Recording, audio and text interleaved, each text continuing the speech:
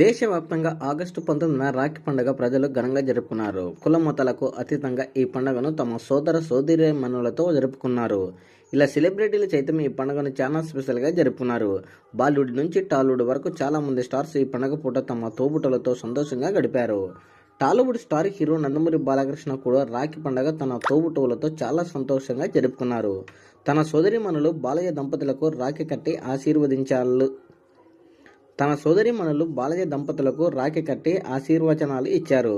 ఇక వారితో బాలయ్య చేసిన సందడికి సంబంధించి ఒక వీడియో సోషల్ మీడియాలో వైరల్గా మారింది. బాలయ్య తన అక్క చెల్లెలతో చేసిన సందడి, వారితో గడిపిన క్షణాలను చూసి అభిమానులు మురిసిపోతున్నారు.